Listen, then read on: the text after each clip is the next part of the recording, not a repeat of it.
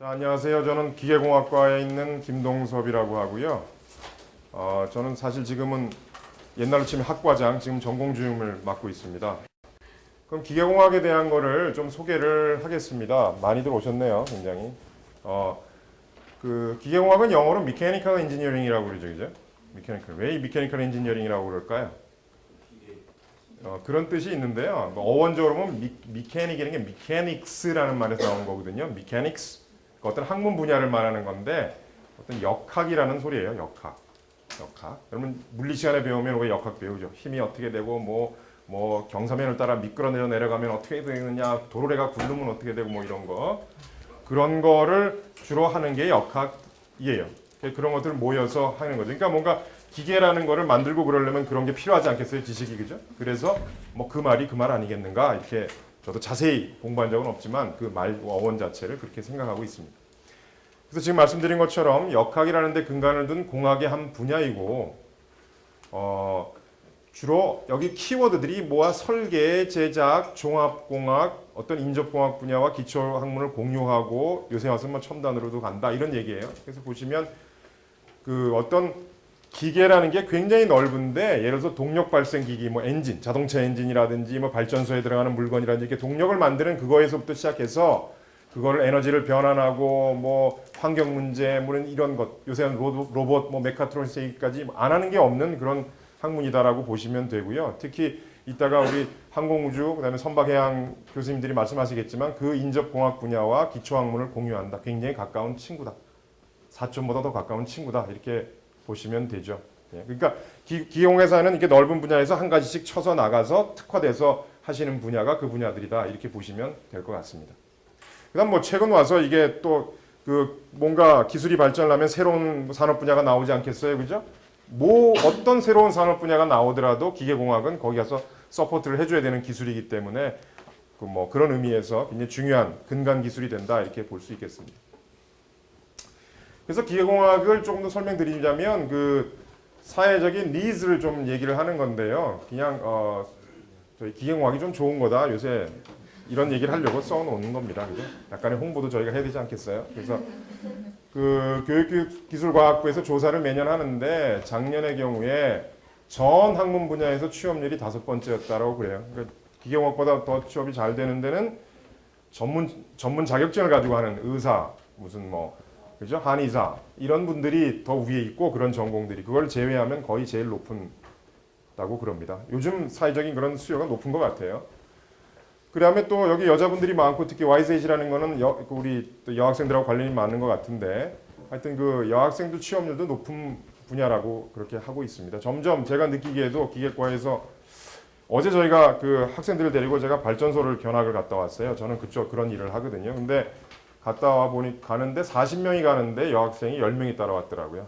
근데 절대 25%란 얘기는 아니고 여자들이 좀 관심을 많이 가지고 왔던 것 같아요. 그래서 저는 개인적으로 연력학이라는 걸 주로 가르치는데요. 거기 보면 한 100명 가르치면 옛날에는 한두 명 있을까 말까 그랬는데 지금은 여학생들이 한 100명 이상은 되는 것 같아요. 그 정도면 저 학교 다닐 때에 비해서는 충분히 많은 숫자입니다. 그래서 그냥 바람직하다고 생각이 들고요. 그 다음에 기계공학의 적용이 어디로 되겠느냐는 얘기는 결국 졸업 후 진로에 대한 얘기인데 조금 전에도 말씀드렸지만 기계공학은 어느 전공보다도 사회적 수요가 높다라고 보입니다. 쓰임새가 많다고 보이는 거죠.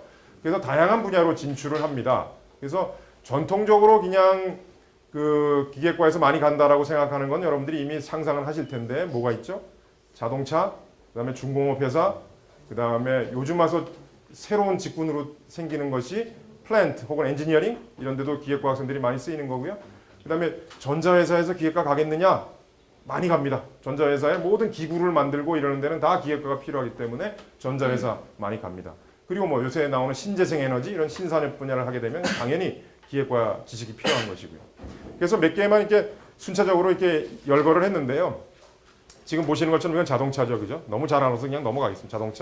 자동차의 엔진만 기계과에서 하는 것이 아니고 모든 샤시라든지 모든 분야를 다 기계과. 뭐 저번에 어느 자동차 회사에서 한 분이 와서 저희도 4학년 대상으로 강연을 하시는데 하신 말씀이 자동차 회사에서는 거의 90%가 기계과 학생이다. 예를 들어서 디자인을 하거나 일부 전장 부품에 들어가는 것을 제외하고 나고는 다 기계과 학생들이 한다. 졸업생들이 한다. 이렇게 얘기를 하더라고요. 그 다음에 또 많이 가는 것이 여러분들 아시는 것처럼 중공업 분야죠. 그죠? 우리 인천 지역에도 뭐 모모 회사를 비롯해서 굉장히 이런 게 많은데 여기 이름이 있네요. 그죠? 잘 보시면 압니다. 그래서 이런 중장비, 그 다음에 이런 것들에 들어가는 것도 다 지금 기획과 학생들이 다 하는 거다 이렇게 볼 수 있겠습니다. 그 다음에 아까도 말씀드렸지만 이 플랜트 엔지니어링 분야가 어떤 새로운 그 직군이라고 그럴까요? 그걸로 지금 뜨고 있는데 여기 예를 들어서 건설사, 플랜트 전문업체, 엔지니어링 업체 같은 데 가게 되는데 기획과 학생들이 많이 가는 거죠. 플랜트라는 건 뭐 종류가 여러 개인데 아까 그런 터빈 같은 걸 집어넣어서 발전을 하는 발전 플랜트라는 게 주로 있고 그 다음에 화공 플랜트, 화공 플랜트니까 화공 학생들만 가는 거 아닌가? 그렇지 않죠. 화공 플랜트 안에다 기계가 들어가서 이걸 돌려주고 해야 되기 때문에 화공과 학생들이 많이 가지만 기계과 학생도 굉장히 많이 가는 분야입니다. 그 다음에 뭐 담수 플랜트 이런 거 잘 아시겠지만 우리나라가 외화 가동률도 높고 그런 거 아니겠어요? 그러니까 중공업 분야하고 다 연결이 되지만 하여튼 기획과 학생들이 여기저기서 일을 많이 하고 있다 이렇게 보시면 되겠습니다. 그 다음에 아까도 말씀드렸지만 또 전자 이런 거 기획과 학생들이 뭐 저기 가서 무슨 일을 할까 싶지만 예를 들어서 이런 핸드폰 같은 데도 기획 학생들이 많이 간다고 그래요. 기구 설계 같은 걸 해야 되잖아요. 점점 컴팩트하게 만들어줘야 되고 그래서 그런 걸 다 안에 들어가는 회로 이런 거는 전자과 학생들이 하겠지만 그 기구를 컴팩트하게 만들고 또 이게 잘못 만들면 뜨끈뜨끈해져 가지고 뭐 망가졌다면서 아이폰 같은 거 그죠? 누가 테스트해 보니까 그런 것도 다 열 관리, 열을 빼주고 다 그런 거 디자인하는 거 그런 것도 다 기획과 학생들이 하는 겁니다. 예를 들어서 제 친한 친구가 미국에 인텔이라는 회사에 있는데 인텔 아시죠? 칩 만드는 회사. 칩 만드는 회사 전기과 학생들이 많이 일할 것 같죠? 전자과. 뭐 당연히 그렇긴 할 텐데 그걸 서포트 해주는 기술로서 기획과 학생들이 일을 합니다. 그 사람은 박사님인데 무슨 일을 하나 하면 그 조그만 고밀도 그 회로에서 큰 그 슈퍼컴퓨터 같은 걸 돌리려면 열이 굉장히 많이 나와요. 그 열을 어떻게 처리하느냐. 그거 못하면은 그건 금방 망가지거나 성능이 안 나오는 것이거든요. 그래서 그런 것도 다 기획과 학생들이 하는 것이다. 이렇게 보시면 되겠습니다. 그 다음에 뭐 이런 거 냉장고, 에어컨 이런 거는 당연히 기획과 학생들이 하는 것이고 그런 열기기, 에너지를 이용하는 기기 같은 건 다 기획과 학생들이 하는 거다 보시면 됩니다. 그 다음에 반도체 같은 경우에도 반도체 재료 이런 거 반도체과 저희 전자과 나온 학생들도 많이 하지만 그 기획과 교수님들도 이런 거에 대한 그 연구들을 많이 하시더라고요. 하여튼 이런 식으로 전자 분야도 굉장히 많이 기획과 학생들이 진출하는 분야 중에 하나입니다. 그 다음에 또 신성장 산업 분야 제가 뭐 다 들 수는 없어서 일부만 가져왔는데요. 예를 들어서 여러분들 풍력 발전이라든지 이런 거 하면 이런 이 구조물 설계라든지 그죠? 그런 것들 다 토목과에서 많이 하겠죠. 설치하고 이러는 거는 토목하신 분들이 건설사 이런 데서 그러나 이 구조물 자체의 계산이라든지 설계하는 거는 기계 전공 베이스 가진 분들이 많이 할 것이다 이렇게 보시면 되고 그 다음에 요즘 뭐 자동차 회사 같은 데서 많이 관심을 가지는 연료전지 같은 거 이런 것도 다 물론 화공이나 재료과에서도 많이 하지만 기획과 사람들도 많이 한다 이렇게 보시면 되겠고요. 그 다음에 또 요즘 와서 또 바이오 산업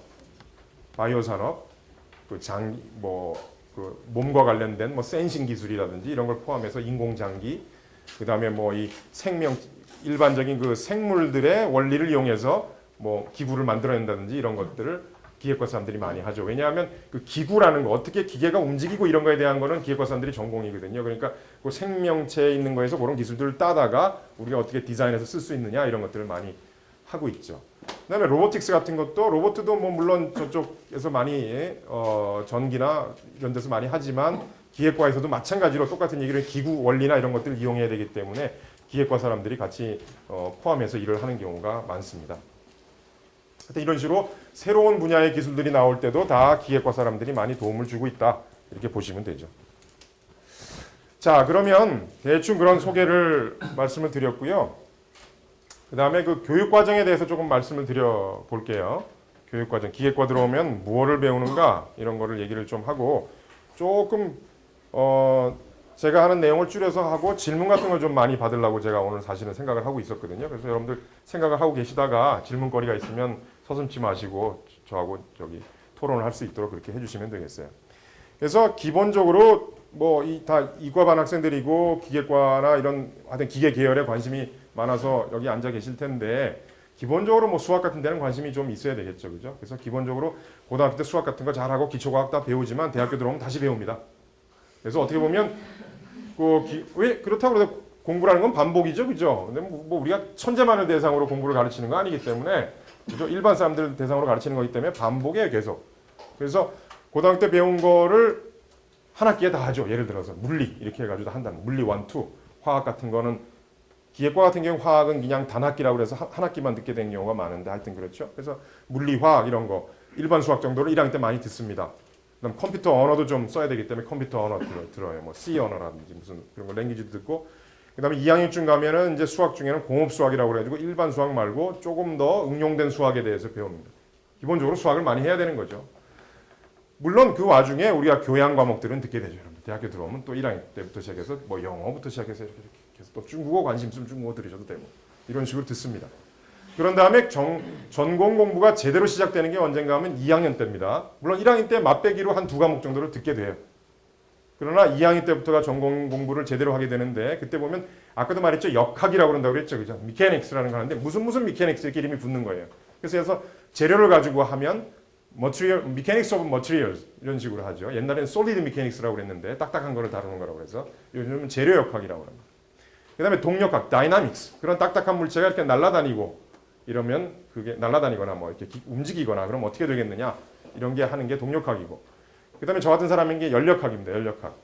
그러니까 좀 뭐라 유체를 가지고 여기 유체역학도 있지만 유체를 가지고 에너지를 이용해서 어떻게 그걸 뽑아내고 뭘 어떻게 하면 잘 태우고 거기서부터 에너지를 잘 뽑아내고 뭐 어떻게 하면 엔진을 잘 만들고 이런 거 하는 거죠. 그게 연력학이고 그다음에 유체역학은 조금 여기에서 좀 더 세부적으로 그럼 그 플루이드 유체라는 것이 아까 딱딱한 거를 다룬다고 그랬잖아요. 여기는 그죠? 근데 여기선 말랑말랑한 걸 다루는 거죠. 물이나 공기 이런 걸. 이런 것들을 이용해서 이런 게 흘러가면서 어떻게 힘을 발휘하고 에너지를 어떻게 뽑아내는가 이런 걸 하는 게 유체역학입니다. 예를 들어서 자동차를 하나를 예를 들자면 자동차의 실린더 그죠? 딱딱한 거 그거를 설계를 잘 하고 열에 어떻게 잘 견디겠느냐 압력에 어떻게 잘 견디겠느냐 이런 거 설계를 하는 거는 누구 했어요? 어느 분야겠어? 이 중에 그렇지 재료역학이지 재료역학. 근데 걔가 이렇게 기구적으로 연결돼서 왱왱 움직이고 샤프트를 돌리고 이럴 때 어떻게 되겠느냐 하는 거는 뭘 배우겠어? 그렇죠. 감이 딱 오죠. 그럼 그 안에서 처음에 확 불을 붙여야 되잖아요. 불을 붙이고 팽창하고 결국 이게 왜 움직여요? 실린더가. 유체가 팽창하기 때문에 그런 것이죠. 그럼 그런 거 연소하고 그런 거는 누가 가르쳐 주겠어요? 여기서. 그렇지 연력학. 그런데 걔가 유체가 흘러가지고 관을 따라 흘러서 다시 배기가스로 나오고 나오는 동안 얼마나 압력이 손실되고 이런 걸 하는 거는 뭐겠어요? 그렇죠. 그러니까 다 알아야 되겠죠. 자동차 하나 디자인하려면. 물론 한 사람이 내중에 결국 다 할 필요는 없죠. 그러나 기본적으로 서로 이렇게 커뮤니케이션이 돼야 되기 때문에 다 알아야 되는 거예요. 그래서 그걸 기본적으로 4과목을 배워야 됩니다. 그래서 예를 들어서 그 중에 동력학이라는 건 한 학기만 하고요. 나머지는 한 2학기씩 배우게 되죠. 그러니까 상당히 많은 부분에 이 기초를 우리가 탄탄히 해놔야 그 다음에 응용 과목들이 됩니다. 예를 들어서 올라가서 이제 그 응용한 과목들을 우리가 배우게 되죠. 그냥 좀 복잡한 그림인데 그냥 보여드렸어요. 기계공학 전체 커리큘럼이 이렇게 된다. 우리 과 걸 가지고 제가 보여드리는 거예요. 복잡하게 생각하실 필요 없어요. 고등학교 때하고 비슷해요. 너무 겁먹지 마세요. 이렇게 반을 한 3가지로 이렇게 카테고리를 나누는데요. 맨 위에는 교양 과목들이죠. 뭐 영어 뭐 이렇게 해가지고 무슨 경제학도 좀 요새 배워야 되고 뭐 논리학도 배워야 되고 뭐 지적재산 그러니까 무슨 특허 이런 거에 대한 것도 좀 잘 배워야 되고 그런다고 그래요. 그래서 이런 것도 윤리도 좀 배워야 되잖아요. 그죠? 윤리를 잘 아는 공학도가 돼야지 남의 물건 훔쳐다가 막 만들고 이러면 안 되잖아요. 그죠? 그래서 그런 것도 배웁니다. 그 다음에 이제 MSC라는 건 일반 수학이나 전산 과목들인데 여기 보시는 것처럼 일반 수학을 먼저 배우고 그 다음에 공업 수학 배우고 굉장히 순서가 중요해요. 순서대로 배우는 게 중요하겠죠. 근데 대학교 들어와서 혹시 잘못하면 거꾸로 듣게 되면 아주 힘들어지는 경우가 생기는데 가끔 조금 그런 선배들이 있어서 좀 우려스럽습니다만 가급적이면 이렇게 듣게 만들죠. 저희 교수님들이. 그 다음에 이제 물리, 화학 같은 걸 듣게 되는 것이죠. 그 다음에 전공 과목이 아무래도 많은데 한 뭐 3분의 2 이상은 전공을 들어야 되지 않겠어요? 그죠? 전공을 듣는데 거기 들어가면 뭐 1학년 때도 일부 듣지만 2학년 때 와서 주로 아까 말씀드린 역학, 동력학, 재료역학 1, 2, 그 다음에 연력학 1, 2, 유체역학 1, 2, 뭐 열전달 이렇게 해서 기초 과목들을 배운 다음에 올라가면 이제 실험 능력도 굉장히 중요하기 때문에 실험을 배우게 되고 그 다음에 수학의 응용 과목인 수치 해석 같은 거를 이제 하고 그 다음에 나머지 이런 과목들은 다 응용 과목들이죠. 그래서 가다 보면 여러분들 그 어떤 과목들은 산업 분야하고 아주 연관된 제목을 가진 것도 있고 예를 들어서 자동차공학 이런 것도 있고 어떤 과목은 꼭 그렇지 않지만 뭐 유한요소법 이렇게 돼 있는데 이게 잘 뭔지 모르지만 이걸 배워두면 아주 툴 그러니까 기초 기술로서 많이 써먹는 걸 어디 가더라도 이런 것들을 배우게 되는 것도 있고 그죠? 그러니까 아주 도구적인 과목도 있고 좀 목적지향적인 과목도 있고 이렇게 되는 거예요. 그래서 그런 걸 다 엮어서 들어서 배우게 되면 이 전체를 들어서 이제 학점으로 한 130학점을 들으면 이제 기계공학을 했다 이렇게 보여지는 것이죠. 자, 그럼 이제 커리큘럼 얘기를 좀 했고 저희 기계과, 인하대학교 기계과를 이제 설명을 좀 해드릴게요. 그래서 인하대학교 기계공학 전공은 원래 우리 기계공학부라는 거 안에 여기 4개 전공이 같이 있었어요. 작년까지. 그러다가 올해 저희만 나왔습니다. 저희만 나와서 기계공학부 기계공학 전공이라고 단일 전공으로 있고 나머지 3 전공이 항조산공학부라고 그래가지고 같이 묶여 있고 그렇습니다. 그래서 올해부터 규모가 좀 바뀌었고요. 저희는 위치는 여기는 지금 이동인데요. 요거 바로 뒤에 이북 부문 바로 앞에 있는 건물 거기에 이북호관 2, 3층을 저희가 쓰고 있고요. 혹시 관심 있으시면 미케니컬 엔지니어링 약자죠. mac.ina.ac.kr이니까 여기 한번 들어가 보시면 됩니다. 그래서 위치가 지금 이동이 여기면 요 옆에 여기가 이북에 저희가 있고요. 교수진은 전임 교수가 24명, 24분이고 그 기타 비전임 교수님도 몇 분 계시고요. 그 다음에 전임 비전임이 헷갈리시나? 전임은 학교를 치면 레귤러 선생님이고요. 그 다음에 비전임은 강사님들 오시고 그러시죠. 가끔 그렇게 보시면 돼요. 그 다음에 요번 학기에 한 분을 더 아까 바이오 공학이라고 해서 그쪽이 좀 유망한 것 같아서 좀 우리가 그쪽으로 뭔가 좀 일종의 투자죠. 과외소도 그죠? 교수님들 모셔가지고 좀 분야를 넓히기 위해서 그쪽 분야 교수님들을 지금 모실 계획으로 있습니다. 그래서 25분이 내년 초에는 될 거라고 생각이 듭니다. 그리고 신입생 정원은 한 160명 정도 됩니다. 저희가 원래는 더 많았었는데 많이 줄어서 160명인데 실제 1학년 때부터 이미 뭐 정원 외로도 오시는 분도 있고 그래가지고 한 200명 가까이 들어오고요. 그 다음에 2학년 될 때도 전과 이런 거를 기계과로 많이 오더라고요. 아마 아까 그 사회적 쓰임새가 요새 높아서 그런지 좀 그런 면이 없지 않아 있습니다. 그래서 정원은 실제는 뭐 학년에 200명도 넘지 않을까 이렇게 생각이 들어서 교수님들이 강의하고 그러시긴 상당히 힘들어요. 학생들이 많아지니까 다른 과보다. 그렇지만 다 기쁨으로 알고 이렇게 강의를 잘 하고 재미있게 교육을 하고 있습니다. 그래서 교수님들 뭐 한번 소개시켜 드릴게요. 그러면 옆에 있는 걸 보면 분야들이 나오거든요. 그래서 이런 분야들을 교수님들이 하시는구나. 이 교수님 밑에 분야라는 거는 가르치는 과목 분야가 아니고 그 연구 분야예요. 교수님들이 학부생들을 상대로는 강의를 해서 주로 많이 가르치지만 대학원생들하고는 연구를 많이 하거든요. 그래서 페이퍼를 많이 쓰고 그러는데 기계과의 또 저희 학교 기계과의 특징이 그 강의 같은 것도 잘 하시고 교육도 잘 하시지만 연구를 참 잘 하신다고 그래요. 학교 내에서도 잘 하시고 전 국적으로도 기계과 중에서도 굉장히 그 소위 말하는 랭킹이 높은 편이라는 거죠. 연구 면에서도. 그래서 교수님들이 잘 하시는데 그게 이제 이런 연구 분야라고 보시면 되는데요. 저희가 좀 말랑말랑한 걸 하는 연료체 분야하고 좀 딱딱한 거를 하는 고체 생산하고 이렇게 나눴어요. 편의상 나눴는데 24분을 이렇게 보시면 우리 뭐 김광영 교수님이라고 해서 유체 쪽을 하시는 분, 그다음에 이렇게 냉동공학 같은 거 아까 말씀드린 에어컨, 냉장고 이런 거 하는 거 있죠. 그리고 거기 들어가는 물질들 이런 거 하시는 거. 그다음에 또 여기는 아주 어려운 말이죠. 난류제요. 잘생기신 교수님이 계신데 이분은 요분하고 비슷한 그 유체역학이라는 걸 하시는 겁니다. 그다음에 또 연소를 하시는 분 이창원 교수님 계시고 그다음에 이쪽도 유체역학 비슷하신데 그 뭐 이런 것도 기계과에서 하나 싶지만 유동 때문에 생기는 소음 같은 거. 자동차도 어떻게 돼요? 엔진에 쑥 들어갈 때 소리가 막 나죠. 그런 거 줄이는 게 중요하잖아요. 가전기기도 진공청소기 이런 거 예를 들어서. 그런 거 굉장히 생각보다 중요한 건데 그런 것도 하시는 분이에요. 그다음 신재생 에너지 쪽 이렇게 뭐 태양열 이런 거 하시는 분도 있고 저는 아까도 말씀드렸지만 에너지 시스템, 터빈, 발전소, 발전 플랜트 이런 걸 주로 하고 그다음에 이대혁 교수님은 엔진, 자동차 엔진 쪽을 주로 하십니다.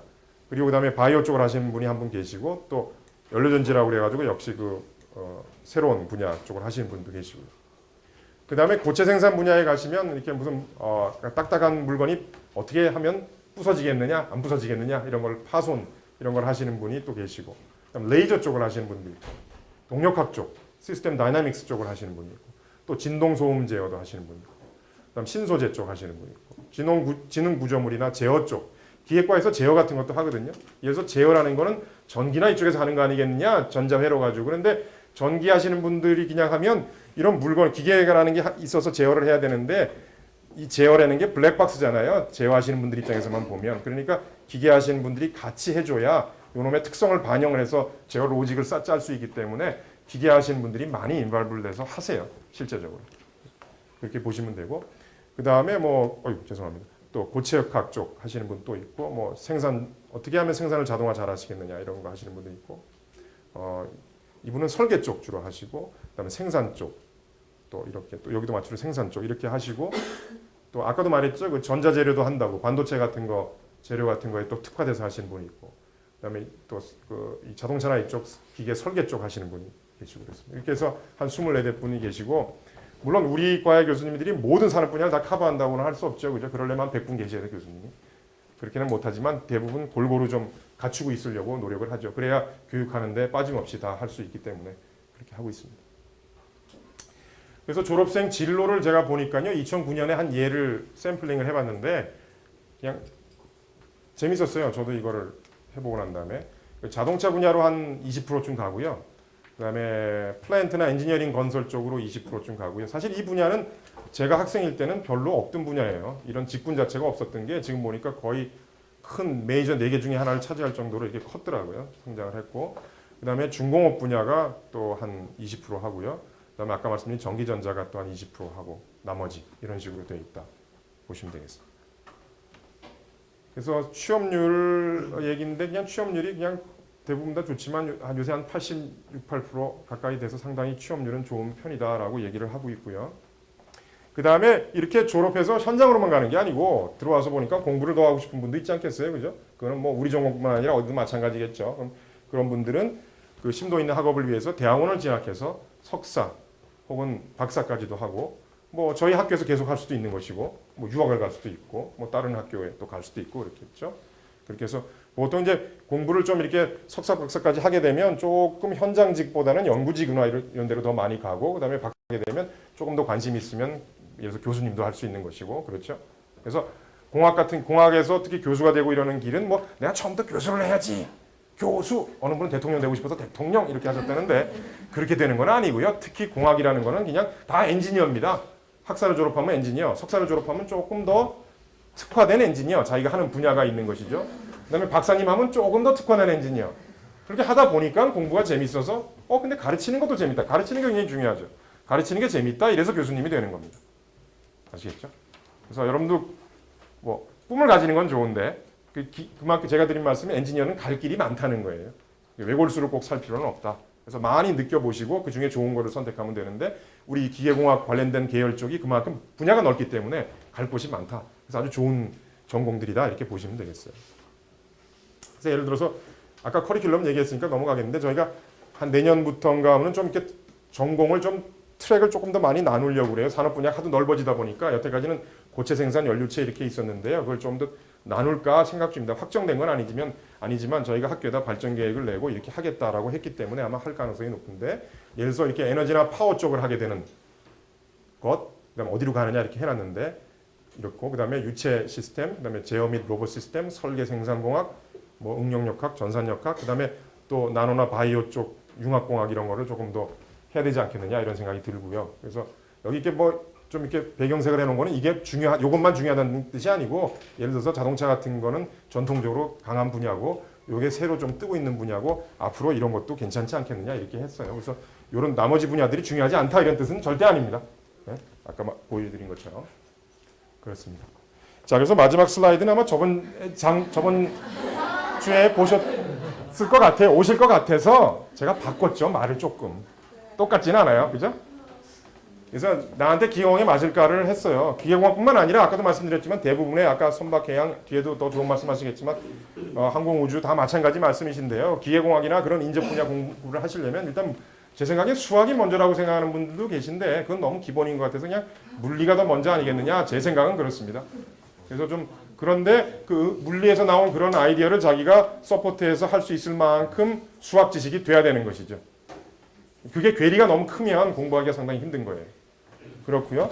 그럼 화학 고민이죠. 화학은 그냥 할만하다 정도면 될 것 같아요.